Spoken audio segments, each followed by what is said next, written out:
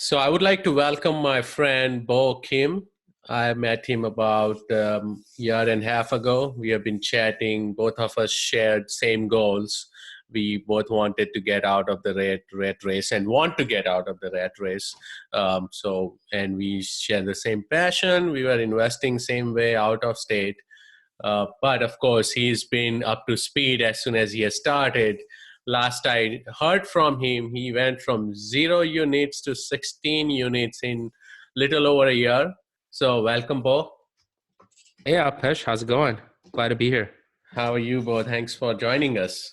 Yeah, So tell us about yourself. What have you been up to? What's your background? And how did you and why did you get started with real estate? yeah. My name is Bo, and during the day, I work as an accountant for a regional CPA firm here in Orange County. So, So what I, running the numbers is not a problem. yeah, it's kind of embedded in my DNA. Yeah. Exactly. Yeah, so it's been a very nice transition, um, you know, kind of from my day job to my side hustle at nights and weekends, just because I'm used to looking at, company financial data, as well as understanding how a company works with the different processes and systems. So when I was, creating my real estate portfolio, I leveraged my knowledge of my understanding of businesses, starting with different systems and processes and implementing that so that I can scale. I didn't want to reinvent the wheel, so to say. So once I had one process down, I just wanted to be able to replicate it and make it better, stronger, faster. So it's been a really nice transition to creating my own side business. So I work as an accountant during the day, and I've been doing that for about 5 years. And Alpesh, it's funny, right? You and I are kind of in the same industry. We found out as we were talking That is about it. correct. Yeah. So been doing that for about 5 years. And then how I got interested in investing in real estate was that ever since I was a young kid, my parents were lifelong renters. And I knew that we were renting from this Asian lady who would come and physically pick up her checks every month. And I would be asking my dad, hey, why are we paying her rent every month? Um, and she's just coming around and collecting our money. Why don't we do that? And my dad didn't really have a good answer for me. And he just kind of brushed it off like, you know, having rental properties is for people with a lot of money or a lot of knowledge, and it's not for us like immigrants. We can't have rental properties. So, I was kind of discouraged when I was younger, Yes. thinking that I couldn't get a rental property, but that stuck with me in the back of my head. And also, what was funny was she had a son that was about the same age I was, and she started bringing her son to collect these checks. And he would also join us when we were renewing the lease agreement. So I remember when I was in high school, and I was a part of this whole process just because my dad didn't speak a lot of English and he wanted me to translate for him, right? Because the landlord was second generation American. So she Right. spoke English really well. So as I was translating for my father and things like that, I could see that she was teaching her son at the same time, like what to look for as she was, looking around our property and inspecting the property and things like that. That And I is was like, great. this is so cool. You're teaching your kids. I was like, I want to learn, right? So that really stuck with me for a very, very long time. And then, of course, as I grew up, I totally forgot about it. And I think that may have shown you how you can, instill the knowledge of investing in your kids as well as, can build generational wealth out of this. Oh, Right? yeah, exactly. That's what I want to do, right? That's So, yeah. So I kind of forgot about it for a while. And then after I graduated from college, I got a nice job and then met my now wife. We got married and we went through the typical, we both had dual income, no kids. So the cash flow was really good. And we were renting at the time. So the natural, I think, step was to purchase our residence.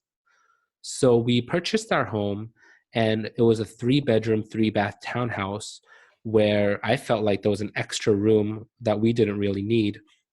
So we ended up renting it out just to Oh, help with the okay. cash So you flow. kind of did house hacking too. Yeah, that's how I started. And at the time, I That's had no cool. idea that this was a house hack, right? Brandon Turner of Bigger Pockets Yeah. coined the term. But I didn't know this was house hacking, but I knew that I wanted to reduce my expenses as much as I can because that room is just sitting there. Nobody's using it. It's collecting dust. Might as well rent it out. Oh, So yeah, I did that for a year and I rented it out at 750.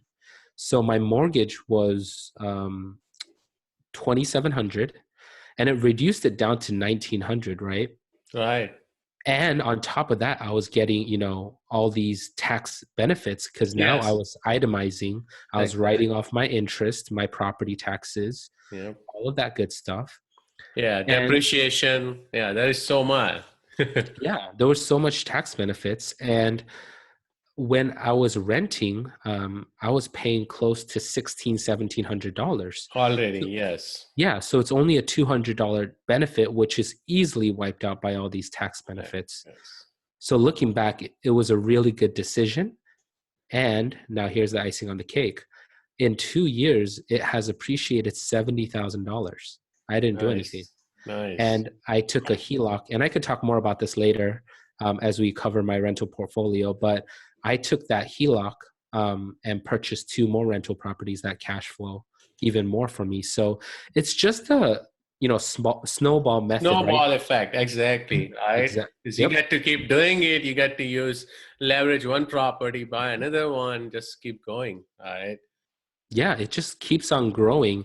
And the great thing about it is I'm using other people's money to do it. I'm using the bank's money, the HELOC, other people paying for rent. Like all of this Yeah. couldn't have been done if I was just cutting expenses and saving. No. Yeah, and then not getting any interest on your savings. Exactly. Right. So that's cool. Hey, let me ask you a question. So you mentioned about you are an accountant and you are able to run the numbers. This is not rocket science, though, right? So hmm someone who is not an accountant should be able to do this as well, right? Oh, yeah, for sure. And you and I, Alpesh, know that as accountants, we're not mathematicians, right? We're No. not doing some sort of crazy calculation here. Basically, we're trying to understand the company and trying to understand how things work. So you don't even really need to be good at math to be an accountant. That's one of the biggest myths.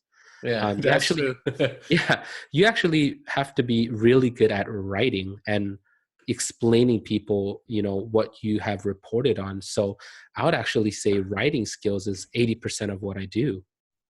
Got it. Yeah. No, I just wanted to throw it out there that people start thinking, oh, because he's an accountant, he was able to move from 0 to 16 or whatever in a year.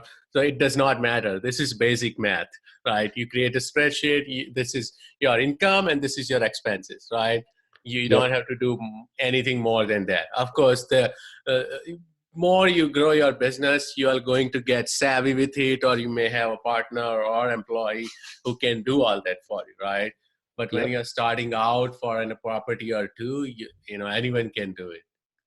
Yeah. And actually, to add on that, Alpesh, I would actually say a lot of accountants and engineers who get into real estate investing, they're actually the ones who have the most analysis paralysis. I was going to say, I knew that was coming, analysis Yeah. paralysis. And you know why, They right? make a mess Because out of a deal, right? yeah, it's because we love to analyze, we like to see the Exactly. problem, and we try to fix it, try to make it perfect. But you can't make perfect be the enemy of good, right? Yeah. If there's a really good deal, you can't try to make it so perfectly that you're just going to be stuck and not, pull Yeah. the trigger. Especially you can't even solve a problem if there is no problem, right? So you're like, we are Exactly. trying to solve a problem. We don't even know it's there or not till you get into it. Yep. If you are sitting on the sidelines, it's all, theory. It's, Yep. yeah. So that's a good point. So when did you make the switch? So I like the story so far. And even though I know you, I did not know about house hacking and all. But So when exactly did you buy your first property, other than your primary home or townhouse you mentioned about? Yeah, so this all started back in 2017, Thanksgiving. So I was reading that purple book, Rich Dad Poor Dad, and I just knew that I had to get into real estate. I knew I needed to create passive cash flow, and this concept was supported by a couple months of house hacking. So by the time Right. I picked up this book, I've been house hacking for about 6 7 months, and I knew that this was the answer, right? So it's cash flow you're earning while you sleep. So after I picked up this book, I attended a Bigger Pockets webinar, and I think it was titled 45 Days to Get Your First Rental Property, or the 45-Day Challenge, or something like that.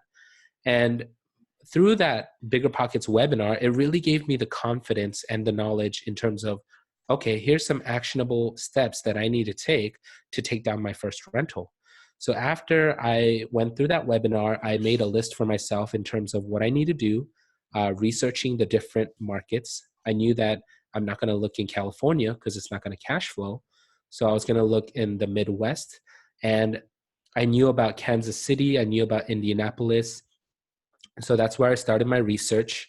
I scoured the Bigger Pockets forums, and I realized that there was something called turnkey providers, meaning that I didn't necessarily have to form my own team. I didn't need to swing my own hammer. I didn't need to rehab it myself. And I would be able to get a rent ready property that cash flows from day one. Now, I'll talk about, the pros and cons of turnkey in a second, but I love that concept because for me as a busy W-2 worker, accountants, they have a very demanding job, and I didn't want to create a second job at the time. And I knew that I wanted to do the best that I can at my W-2 job because that's what they're paying me for. And then on the side, on the nights and weekends, I could slowly scale up my portfolio.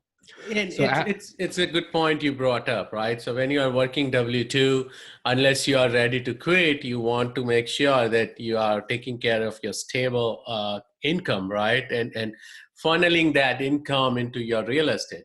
And the second point about turnkey, even everyone knows on my podcast that I started with turnkey. Uh, that's the easiest route to get in. Of course, we all know about pros and cons, and you just mentioned that you may talk about those as well.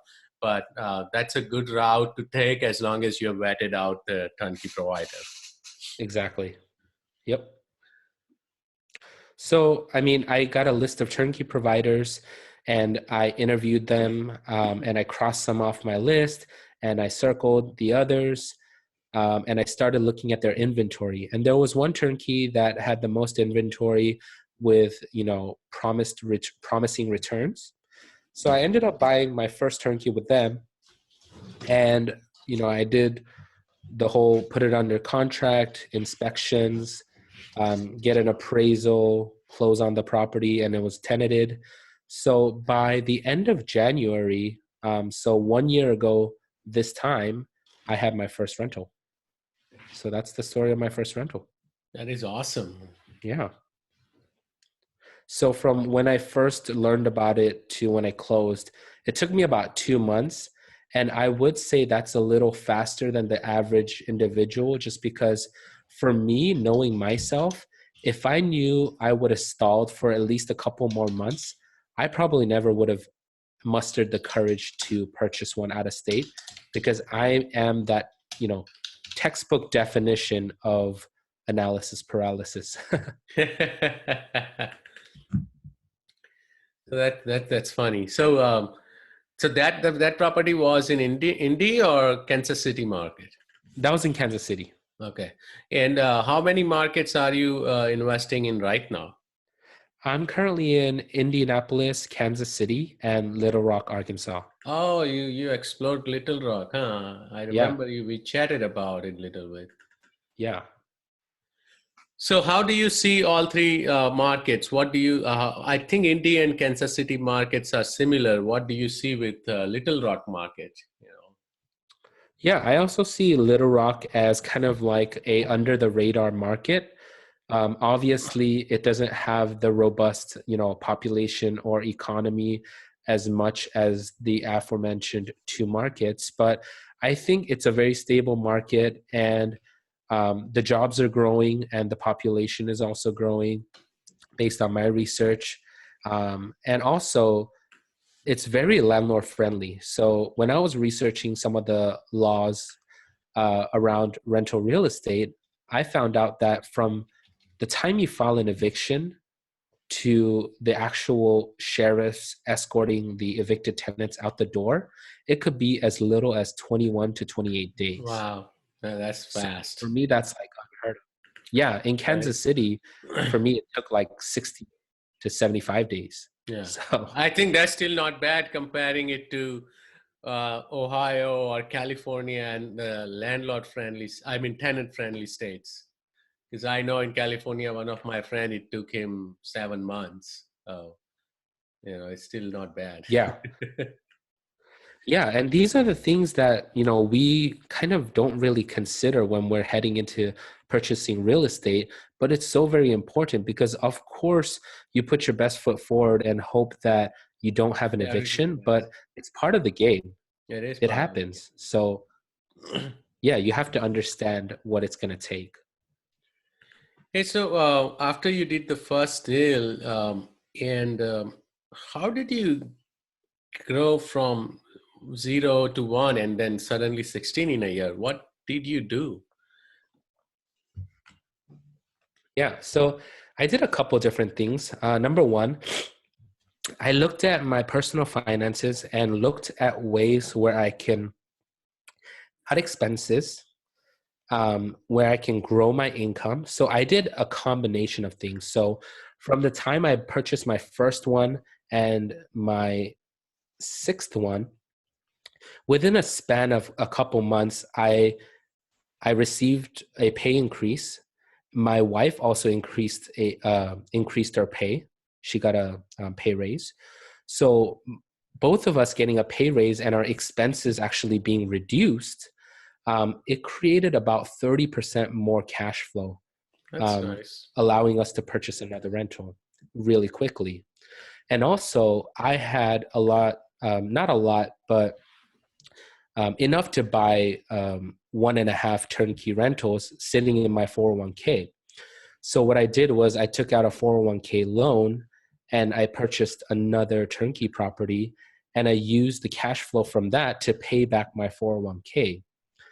And That's a you good have to idea. check with your, yeah, you have to check with your 401k provider, but my 401k allows you to Up to take a loan of 50,000. 50% or up to 50k, and Right. the interest you're actually paying back yourself. Yeah, So exactly. for me, yeah, It's it a was a win-win. no-brainer for me. It's a win-win, right? Yep, You are getting the loan and then you're putting the money back, which is going to you. How can you lose, right? yep, Unless you find really a yeah, terrible deal. But if you do your due diligence, then you can only win. yeah. And I'm sitting there looking even smarter because when I took out the loan, it was in early April before the stock market dipped about 10%, I think. So immediately after I took the loan, the stock market dipped like 10%. I'm feeling like a genius because, it's that, buy low, sell high strategy. Yeah. And of course, it kept going up near until the end of the year. And then now it took an even further dip.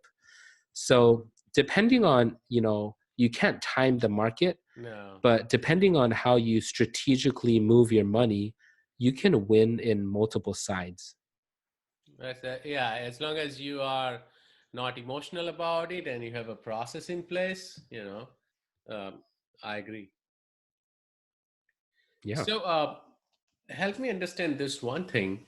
How did you finance these properties? You mentioned about 401k. So let's say I understood that one. Uh, but as far as I know, don't we have a limit with the traditional financing that I can only get up to 10 loans with, if I'm buying between 1 to 4 units? So how did you get over that obstacle? Yeah, so I'm actually still under the individual Fannie Mae loans. So out of my 16 units, 4 of the units are seller finance deals. See, And that is why I brought this up because I knew. yeah. That is So cool. I have 4 seller finance units as well as 2 duplexes. So Yes. in terms of loans, I'm only at 9 loans. Oh, good. And you can, now that you Yep, mentioned about your wife working, you can also utilize her credit if you ever need to, right? So she can get exactly. her other 10 Yep, loans. So that's what I keep telling people when they say, oh, it's hard to scale up. I'm like, let's say go buy if you really want to scale up, buy duplexes, triplexes, fourplexes. You got 4 unit under one loan. You get 10 loans for 4 3 units. You are there with 20, 30, 40 units in no time. All right. exactly. So that's a good point you brought up. But what about seller financing? What is it? A lot of people don't understand that. What does seller, Yeah, how does it work? there's a couple different strategies that you can use seller financing, but the simple definition is that through a traditional financing method, you're going to either a bank or a credit union or some sort of financial institution, right? But in case of seller financing, you're cutting out that middleman and you're going direct to the source. So you're going to the seller who has maybe owned that single family or multifamily property for 20, 30 years, and you're asking them to hold the note. So you might give them a little down payment, or you might give them more favorable terms or the purchase price, but in effect you don't have to go through a bank. And what that allows you to do is keep your 10 Fannie Mae slots open for maybe other deals that require a bank financing. And also it lessens the paperwork if you have bad credit, no credit, or if you need to put in less money for a down payment. You and the seller set the terms, so it's very flexible. So seller is the bank. Like when we get mortgage, our bank is holding the note. So now seller is going to own the note. He's going to get your mortgage payment, right? Exactly. Oh, okay. So Yep. that's I do know about it, but I just want to make sure I cover all the questions. So I'm glad that you mentioned about paying less down payment, or if your credit is not good, or your credit, or maybe your credit is really good, but it's reaching to a point after 9, 10 loans where you may not be able to get financing through another bank, right? Um, Also, it gives Yep. you can negotiate the terms, right? Saying that, oh yeah, I will give you full price of the property as long as the property is good and all. You don't have to negotiate on the price, but you can negotiate on the terms. Let's say the interest rate is 5% right now. You can tell the Exactly. owner, I'll give you 4.5 or 4%. Right. So there are lots of ways you can work this out with the seller. Is that correct? Yep. And another added benefit is that, as you know, Alpesh, if you purchase a conventional through a conventional lender, they're not going to allow you to put that loan in a corporation or an LLC. That is But true. as savvy investors know, yeah, they might want to give themselves asset protection. So if they purchase it through a seller financing deal, they're very well able to put it under an LLC, which is exactly what I did. Oh man, you're getting there. That's really good. That's smart. So tell us about one of the deals, one of your seller finance deal, right? What did you? How did you get it? What was the term? Price, etc. If you don't mind. Yeah, definitely don't mind. And these 4 units, they're actually part of the same deal. So they're 2 duplexes that were in the same neighborhood. They're not in the same street, but they're in the same neighborhood. And it was being listed on the MLS for quite um, higher than what I expected the market prices were to be. But that was good news for me because if it's high, not a lot of investors are going to even consider underwriting the Yeah. deal. But Or I it will knew sit that, in the market for a I while. could. Exactly. Yeah. And just like you said, it was sitting on the market for over 100 days. That's So it. for me, it's like ding, ding, ding. Yeah, it's it's a perfect time to either lowball or strategically try to create some sort of seller financing option. So, one of the best advice that I got from my mentors is that in real estate, you only need to win one of the two. It's either the purchase price or the terms. If you're trying to win both, you're either lucky or you're being, greedy, right? So Right. if the seller is focused on receiving an X amount for his properties, like the purchase price, it's like I have to get $200,000 to pay off some sort of debt, then there's no reason for you to keep trying to lower it to 180 because that's not what his wants are, right? Right. But you can give him $200,000, but what if you can dictate the terms? What if you can amortize it for, 45 40, years yes, I with heard that. 2% interest? Exactly. That's Yeah. what I was saying, that you Yeah. can negotiate on other You know terms. what I mean?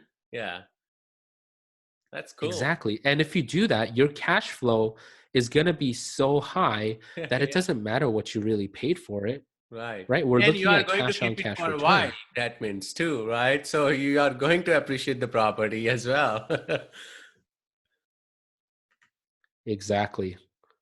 So, once I found this deal, I flew out to the market of Kansas City and I walked the property with my agent and I looked at both properties and I knew it needed a bit of work to get to my standards. And this is another pro for the listeners. For me, when I see a little bit of cosmetic work, it's even better. It's more meat on the bone for me, other than compared to a fully renovated Right. property. For me, I know that, yeah, if I see a new water heater in there, I see a new roof in there, there are fixed costs that the seller must get to recoup his investment. Yep. But if I knew that the roof only has 3 years of useful life left, boom, that's another negotiating point. So you want to look for those kind of diamond in the rough that needs a little bit of work and read that it's a little bit of work. It's not foundational work. It's not moving walls. It's not, a bunch of mold remediation. Those will cost you thousands and thousands of dollars. So you want to kind of look for those properties. And then I talked with the seller and the agent to understand what their motivation was, right? And once I understood, who they were and their motivation, I found out that the seller is actually an experienced investor who owned the duplexes for over 20 years. So Ah, again, it kind of goes back to my seller financed category criteria is that if they've owned it free and clear for 20 plus years, that means they probably don't have a loan. They're yep. probably nearing retirement. And three, they've probably used up all the depreciation.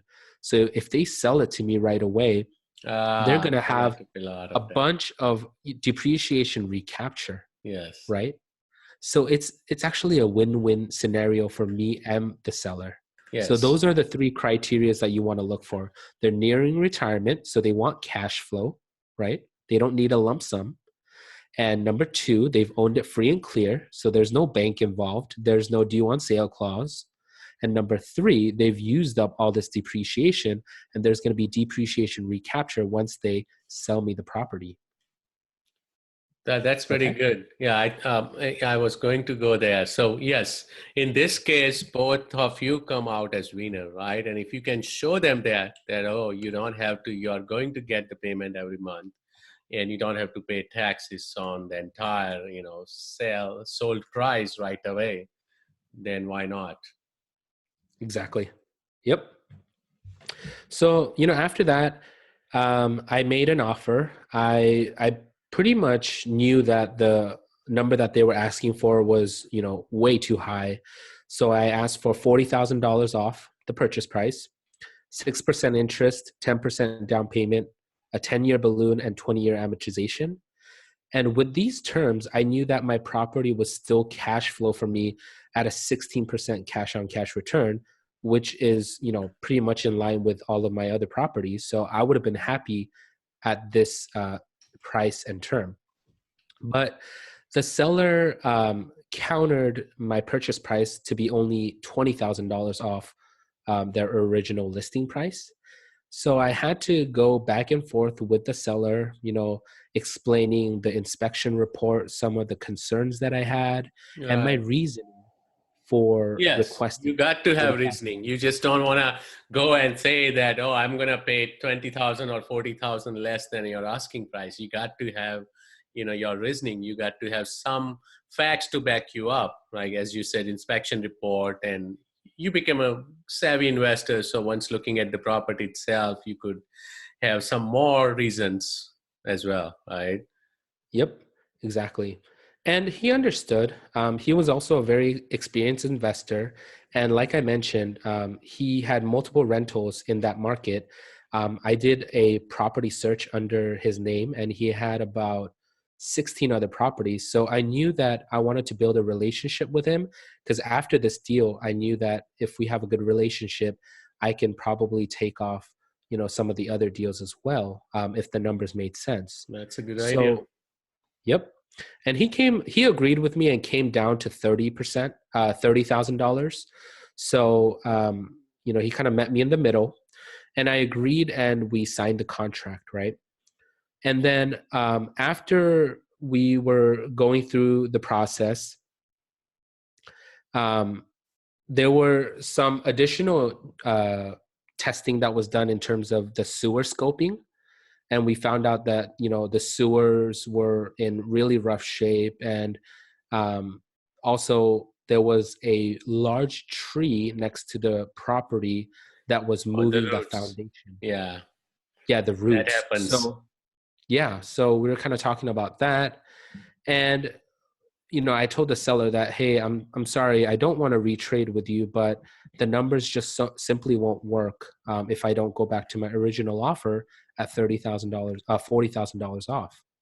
So, at this point, the seller was a little bit irritated, right? Because I Yeah. totally understand where he's coming from, because it seems like I'm trying to continue to discount the property, right? Yes. Which I wasn't. I just had my standards and I wasn't going to back down from my I think, standards. yeah, yeah, you just have to be careful with it. A lot of sellers would be emotional about the property as well. So you want to be really careful. And as I said, have your reasonings, have your facts, right? Exactly. So what I did was I was like, hey, I don't want to take any more from the purchase price, but how about we negotiate on some of the terms, and I'll give you some of the terms you want. I'll take some of the terms. Let's kind of craft a creative financing for both parties, and we can keep the purchase price that is.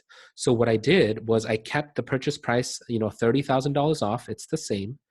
Interest rate, I took it down from 6% to 5.25%. Now, mind you, Nice. for duplexes, some of the interest rates that I've been getting quoted was at the time like 6 to Oh yeah, 6.25%. 6 is easy. Yeah.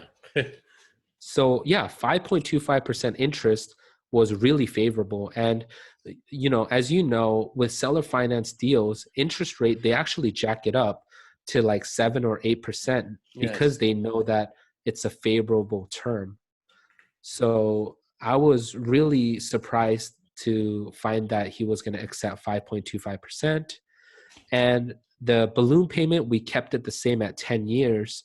And the reason why I kept it at 10 years is because I felt like even if there is a market correction, I should be okay and out of the deepest trenches once 10 years have passed, right? So let's just Right. say the whole market turns next year. Within 10 years, we should have exited the worst of kind of like the lows. So I did a minimum of 10 years. And then amortization, I increased it from 20 years to 30 years. So by doing this, I increased my cash flow another $200. And for the down payment, because I didn't want to seem like I'm just taking, I offered him 2.5% more down payment. So instead of 10%, I gave him 12.5%. Now, at the end of the day, 2.5% in dollar wise, it was only a couple $1,000s. But to him, I think it showed that, I was willing to move and I was willing to try to work together to make this deal happen. Because as much as I don't want to lose this deal, he doesn't want to tie up this property for 60 days and not, end up selling it and put it back on the market, right? Because once you do that, you're going to have other investors try to come in and, see the writing on the wall and try to lowball you again. So you're going to do the same dance. So you want to try to make the deal Right. happen. So I was able to successfully negotiate and get the pricing and terms that I wanted. Got it. No, that's great. Thank you for sharing the deal as well as the terms. Yeah. This would be very helpful to a lot of the listeners. So, hey, I have some questions before we wrap up. Sure. I don't think we could cover everything. So, of course, I'll get you back again on the show and talk about other Yeah. things and what you're up to. Um, what's your best deal so far? Ooh, I think my best deal is a BRRRR, which is the buy, rehab, rent, refinance, and repeat strategy that I did in Kansas City. So this one I purchased from a motivated seller for $30,000, and I put in about $2,000 worth of paint and some trims and replacing some lights, fixtures, and things like that. Really nothing. It was already rent ready, and it appraised for $65,000. So after 6 months of seasoning, I refinanced out $48,000, which means I got to keep about, what is that, Right. $16,000 after I paid down my initial loan. So I used my HELOC to purchase it. 6 months later, I took out $48,000. I paid back my HELOC. I still had like $16,000 left over. Wow, that's good. Yep, and that property it rents for $850 right now. It's my best cash That flowing is property. a good investment, man, right there. Yep. That's why I really stress the importance of your marketing efforts and lead generation, because the number one thing that you're doing as an investor is marketing. That's all you're doing. Because all of these other things that, you're creating your team and that's all good, but you make your money when you buy, as you saw in this example. So if you buy the same house at $60,000, yeah, you're getting $5,000 worth of equity. But if you're doing a lot of hard work and you're able to find a motivated seller selling for $30,000, then you're making, $35,000 worth of equity. Right. Oh, that's a good point. So, what's your worst deal? Um, Or have you strictly, had any bad deals? um, I wouldn't say bad deals. I would say there are more lessons learned so far. One of the biggest lessons learned, and the kind of deal that lost me about $7,000 in cash, was a property that I bought that didn't have a good tenant. Um, so they paid for 4 months and then they stopped paying. And I went through this whole eviction ordeal. It took me about 3 months to figure out. And then they trashed the place. They took, a lot of the stuff within the house. And then it got broken into. So there was a lot of issues with that house. And one of the lessons learned, my takeaway from that, is that I purchased a home with a huge lot. So you could literally fit like 10 of those homes in that lot. Oh, wow. And when I was first buying that home, I was like, man, this is awesome. The tenants are going to have a lot of room to park their cars. They're going to have a big, large backyard to have family barbecues and whatnot. So I thought from the tenant's perspective, they would really enjoy it. But it caused a lot of issues when it was vacant, because there was it was kind of Squatters. in the middle of nowhere. So a lot of people, targeted that home to break in. A lot of the homeless will Squatters, break in right? and sleep at Yeah. night. Yeah, Yeah. exactly. Squatting. Yeah. Uh, So I kind of put it in my rule that I would only purchase homes that were close to other homes, like not too close, but where neighbors can keep an eye out on my property. right. No, and that shows that you learned something out of that deal, and now you have one more thing in your process to check, right? And that's the key with investing. That every deal you do, you want to have a lesson learned out of it, a lesson or two, or maybe more, right? So that next time, okay, this is what you should do, or this is what you should not.